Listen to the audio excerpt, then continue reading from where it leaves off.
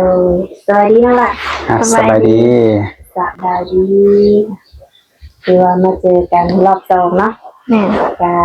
รายเดือนเติบมาน้องละเนาะโดยอยากให้น้องแนะนำชื่อใหม่น้องละซื้อดีชื่อน้องดีโดยอายุ19 ปีโดยน้องเคยแต่งงานแต่บ่น้องละบ่เคยเนาะโดยโอ้ผู้บ่าวได้เคยโอลมบ่เคยลมอยู่เนาะโดยเป็นหน้าใดยังบ่ถูกใจยังรุ่นข้าวเดียวกันบ่น้องละที่ว่าเคยลมนี่คุณพ่อคุณอายุหลายกว่าโดยแต่ก็ยังบ่เข้าใจกันเนาะโดยคือว่าบ่แม่นเป็นเฮาเนาะโดยแล้วปัจจุบันนี้ทางน้องได้เฮ็ดเวียกเฮ็ดงานหยังไงล่ะเฮ็ดเวียกอยู่นิคอนโอ้เฮ็ดอยู่หันได้จักปีแล้วปีปลายเลยโดยคือว่าเฮ็ดอยู่หันได้ปีปลายแล้วเนาะโดยพอได้ใช้ได้จ่ายบ่น้องล่ะพอได้ใส่อยู่ได้ข่าวว่าครูบาทักมาน้องสิมีเวลาอบรมบ่ซั่นน้องล่ะก็มีเป็นมื้อพักเวียกบ่กับตอนเที่ยงแล้วก็ช่วงเลิกเวียกโดยเดือนหนึ่งมีพักจักเทื่อเวียกนี่พักทุกวันอาทิตย์โอ้ทุกวันอาทิตย์เนาะโดยคือมื้อนี้ก็วันอาทิตย์เนาะโดยก็คือว่าพักเวียกและมาโอมมาลมกับเอื้อยเนาะโดยคือถ้าว่าเวลาไปเฮ็ดเวียกนี่น่ะจะเป็นตอนเที่ยงเนาะที่ว่าพอมีเวลาเนาะโดยแล้วก็ตอนเลิกงานมาเนาะแม่นช่วงเลิกแต่ละมื้อจักโมงเลิก7:45หมดเดือนกับประมาณ8:00 ไปนะอ๋อจะเรามี OT ด้วยนะช่วง OT เลิกเวก7:00แสดงว่าช่วงนี้นี่เฮ็ด OT เนาะแม่นโอ้มาฮอดเฮือนนี่8:00 ปลายแม่นโอ้ถ้าว่าเวลาอบรมผู้บ่าวนี่มีน้อยเนาะน้องนาเนาะแม่น9:00 10:00ได้อยู่บ่ช่วงนี้ได้แล้วน้องนอนจักโมงซั่นน่ะล่ะนอน10:00 10:00โดยโอ้ตื่นจักโมงนี่ตื่น5:00โอ้ถือว่าตื่นแต่เช้าเนาะโดยเดี๋ยวว่าเพิ่นเอารถมารับแบบนี้บ่แม่นรถรับส่งเนาะโดยสาเหตุที่ว่ายังโสดอยู่ก็อาจจะเพราะว่าน้องนี่เฮ็ดแต่งานเนาะน้องละบ่มีเวลาอบรมผู้บ่าวคือน้องดีมื้อนี้ก็ถือว่ามาเปิดใจเนาะน้องละเนาะโดยน้องมักผู้บ่าวทางใดซะมักผู้บ่าวอยู่ไทยมักผู้บ่าวอยู่ไทยโดยโอ้ในไรเหตุผลคือว่ามักผู้บ่าวฝั่งไทยคือเฮาฮู้กันแบบเฮาล้มแล้วเฮาเป็นคนแบบมู้สึกอยู่ไทยได้เพียงพูดแต่ว่าความรู้สึกตอนนี้คือมักผู้บ่าวฝั่งไทยมันบ่โดยอยากได้แฟนเป็นหนุ่มไทยเนาะแม่นหนุ่มลาวนี่เคยคบหาไปชูกันไปแล้วมันบ่เคยลงเลยเคยคบแล้วก็คือสิฮู้เนาะว่าเป็นจังได๋โดยก็เลยอยากลองเปลี่ยนบรรยากาศเนาะลองเปิดใจหาหนุ่มไทยลองเบิ่งถ้าเกิดว่าร่วมกับหนุ่มไทยเนาะถ้าเกิดว่าได้สมหวังสมหวังกันได้ลีเนาะแต่เพิ่นอยากได้น้องไปอยู่นำเพิ่นนี่ได้บ่ซะได้ไปอยู่พุ่นได้เนาะโดยโอ้โดยไปสร้างสานำสามีได้เนาะแม่นเรื่องอายุของเพิ่นนี่น้องละมักผู้บ่าวอายุหลายปานใดมัน50ขึ้นไปก็ได้สักสิเอาไปสักเริ่มต้นแบบ30 40 50ได้แม่นบ่แม่นโดยถึงว่าเพิ่นสิเป็นพ่อห้างพ่อหมายก็ได้เนาะแม่นเพราะว่าคนอายุหลายนี่ส่วนหลายเพิ่นจะมีประสบการณ์มาแล้วคือน้องก็เป็นคนเจ้าผู้งามเนาะในการมักผู้บ่าวไทยนี่มีสเปคที่มักอยู่บ่โอ้ยบ่มีบ่โดยได้ก็ได้บ่โดยขอเดาเป็นหนุ่มฝั่งไทยเนาะโอ้ โดยหน้าตาของเพิ่นได้น้องหละบ่จำกัดแม่นบ่ บ่ อืมเว้าแท้บ่น้อง แม่น โอ้คือน้องนี่แบบว่าเอ่อเบิ่งแล้วก็เป็นตาฮักตาแพงเนาะหลายๆคนก็คือสิแบบย่านทางน้องนี่จำกัดหน้าตาสีผิวอีหยัง มัก ของเพิ่น คนหล่อสูงขาวเขาดีสิวะ อืม อ่า เนาะ คือสรุปแล้วคือแบบใดก็ได้แม่นบ่ โดย สำหรับน้องในการหาคู่น้องสิเด่นในจุดใดของผู้ชายนี่ เน้นเรื่องความใส่ใจหักแพงครอบครัว โอ้ อืม ใส่ใจและดูแลครอบครัวเนาะ โดย แพงครอบครัวแบบว่าบ่ว่าจะเกิดปัญหาหยังขึ้นก็บ่ปะบ่ทิ้งกันเนาะ โดย อืมเลย ผู้บ่าวกินเหล้ากินเบียร์สูบยาแบบนี้ได้น้องหละมักบ่ พอหับได้อยู่ อืมโดยและน้องเองแบบกินอยู่บ่เหล้าเบียร์ กินแต่ช่วงผักเรียกเดี๋ยวไปลินน้ำมูก อืม แต่กับบริสูไปดูคนเลยว่าเฮ็ดเนี่ย อืมโดยบางครั้งบางคราวเนาะ โดย โดย คือแบบว่าคือน้องก็อายุ19 ปีน้องละแบบกลางค่ำกลางคืนหรือว่าคือดีที่บ่น้องละ ก็สูได้ไวกัน อืมคือว่าเลิกเรียกมากับพักผ่อนนอน โดย อืมในแบบสถานที่แบบท่องเที่ยวนี้น้องอยากไปเที่ยวใส่ บ่ฮู้ บ่ฮู้ ตัวน้องเองนี่เคยไปไทยอยู่บ่ บ่เคย บ่เคยจักเทื่อบ่ บ่ อืมถ้ามีแฟนอยู่ฝั่งไทยนี่แหละแฟนชวนไปเที่ยวนี่ไปบ่ ไป ไปได้บ่ โดย ไปในแถบแบบสมมุติว่าชวนปุ๊บนี่ชวนหน้ากันอาทิตย์หน้านี่คือไปได้แมันบ่ ก็ต้องลงกันก่อน ต้องรู้จักกันดนบ่ บ่โดน โอ้โดยถ้าว่าก่อนสิไปนี่ต้องได้คบหาสู่เป็นแฟนครั้งแน่บ่ แม่น อืมโดย แล้วน้องอยากศึกษาเบิ่งใจกับเพิ่นนี่ประมาณจักเดือนนึงล่ะ วันเดือน2 เดือนก็ได้ 2 เดือนก็ถือว่าสิฮู้เนาะว่าเพิ่นสิเป็นคนเท่าใดเนาะอืมแต่ในกรณีเพิ่นอยากมาหาอยู่เฮือนนี่ได้จ้ะ ก็ต้องลงกันก่อนจังว่า ต้องให้เป็นแฟนก่อนบ่หรือว่าใด กัดคุยกันก่อนหัดล่วงหน้า อืมต้องให้ร่วมกันก่อนเนาะ โดย เดี๋ยวสิมาหาข่อยแบบบ่ทันรู้จักกันนี่ยันบ่เจอน้องเนาะ เพราะว่าน้องไปเวียกเลยทุกคนเด้ โดย อืม มักแต่หนุ่มไทยบ่หนุ่มอเมริกาหนุ่มเมืองนอกนี่บ่มักได้บ่เนาะ ได้ ได้บ่ โดย บางทีหนุ่มลาวเฮาไปทำงานอยู่เมืองนอกเมืองนาก็มีได้ โดย ได้อยู่เนาะ ได้ ยันว่าสิเอาแต่หนุ่มไทยเฮาอืม บางทีเนาะเพิ่นเบิ่ง แม่น คลิปแล้วอ้าวเบิดสิทธิ์เลยว่าน้องบ่มักหนุ่มลาว อืม ได้อยู่เนาะน้อง ได้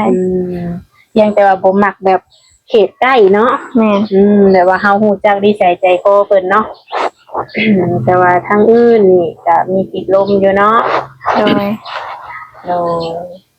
ถ้าว่าร่วมกันแล้วน้องหลานแบบน้องแบบถนัดแบบใดแชทข้อความหรือว่าโทรคุยน้องล่ะ ได้เปิด โอ้ได้เบิดเนาะ โดย อืมเพราะว่าหนุ่มบางคนเพิ่นก็ว่าง่ายกับพิมพ์มันซับซ่าเนาะ แม่น บ่ทันใจหั้นนะอยากโทรเลยอยากถามแบบข้อมูลเกี่ยวอิหยังกับน้องแบบนี้เนาะก็คือว่าโทรได้เนาะ โดย อืมโดยคือแบบหยุดแบบนี้ก็พักเวียกแบบนี้น้องก็บ่ได้ไปทางไหนบ่ บอก พักผ่อน ผ่อนโดย อืมพ่อแม่น้องได้น้องหลายพ่อแม่น้องอยู่เฮือนบ่ แม่น อืมเพิ่นได้เฮ็ดเวียกเฮ็ดงานหยังน้องล่ะ ขายเครื่องขายขนม โดยถือว่าอันนี้ก็เป็นรายได้ โดย แต่ละมื้อเนาะ โดย อืมพ่อแม่เพิ่นอายุจักปีแล้วน้องล่ะ แม่ก็38 39 อืมพ่อได้น้องล่ะ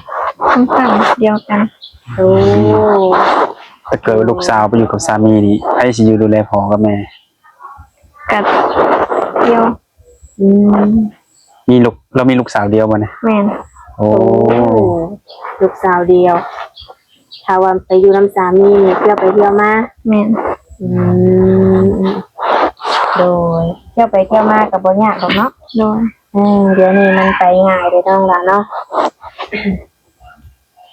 ลูกสาวเดียวป้าค่ะรีสอร์ทคือสีแพงแค่น้องล่ะ แม่ได้แซวมาอยู่บ่เนี่ยการลองกับรีสอร์ทน้องแม่เพิ่นได้เว้าหยอกมาได้บ่ บ่ ถ้าว่าอยากมีครูมีคิงมีค่าดองก็ซั่นนี่ซั่นนี่เพิ่นบ่ได้เว้าบ่ บ่ ลูกสาวละลูกสาวเดียวซ้ำเนาะเป็นทั้งผู้กบเป็นทั้งผู้หลานลูกสาวเดียวนะ เออโดย พ่อแม่บ่ห่วงบ่ซะ เป็นกระห่วง ห่วงอยู่ โดย แต่ถ้าลูกสาวลมผู้บ่าวนี่เพิ่นบ่ห่วงเด้ บ่เพราะว่าฮอดวัยอันควรเลย แหวนควรแสดงว่าทางแม่อยากได้ลูกเคย แต่น้องในตัวน้องเองนี่ถ้าเกิดว่ามีคนที่มักฮักดีนี่ตัวน้องนี่พร้อมที่จะสละโสดได้บ่ พร้อม พร้อมเนาะ โดย ในวัย19ปีนี่ก็พร้อมบ่ โดย โอ้ถ้าว่าเจอในวัย19เนี่ยก็พร้อมเนาะ โดย อืมโดยนะเพราะว่าในตัวน้องเองก็จำกัดคนมีอายุแน่เนาะบางทีเพิ่นอาจจะบ่อยากลมกันดนหั่นนะอยากใช้เวลารู้จักกันประมาณเดือน2เดือน3เดือนบางคนก็ถ้าว่าน้องมักเพิ่นมักน้องนี่ก็ถ้าเพิ่นอยากมาสู่ขอก็ยินดีเนาะ โดย โดยก็คือน้องว่าเลยต้องร่วมกันก่อนเนาะถึงจะมั่นใจเนาะน้องล่ะ โดย แต่มีส่วนไหนที่ว่าน้องนี่บ่มักได้ผู้ชายแบบนี้นะมีอยู่บ่ มีหมักคนไปหลินไปเที่ยวอะไรแบบนี้ บ่มักคนไปดินไปเที่ยว โดย โอ้อันนี้คือส่วนที่บ่มักเนาะ โดย โอ้ คนเจ้าสู้เด้มักบ่คนเจ้าสู้แต่งตัวเจ้าสู้นั่นจังหน่อย เชื่อว่าหนุ่มๆเพิ่นเห็นคลิปน้องเพิ่นอาจจะคิดว่าน้องนี่ต้องเจ้าชู้แน่นอนเพิ่นว่า บ่ได้จะสู้เลย บ่ได้เจ้าชู้เลยบ่เนาะ อย่าพาเบิ่งแต่ภายนอกเนาะลองเข้ามาโอ้มาล้มกันเบิ่งก่อนสิได้ฮู้ดอกว่าน้องเพิ่นมีสิเจ้าสู้หรือว่าบ่เจ้าสู้เนาะแล้วก็ต้องเบิ่งอีกว่าผู้ชายที่เข้ามานี่สิเป็นคนแนวใดเนาะ โดย สำหรับตัวน้องเองก็มีสิทธิ์เลือกเนาะเนื้อคู่สิได้เป็นสามีต้องเลือกคนที่ดีสำหรับเฮาเนาะคือน้องว่าหั่นแหละมีมาก็ต้องฮักแพงครอบครัวเฮานำเนาะ โดย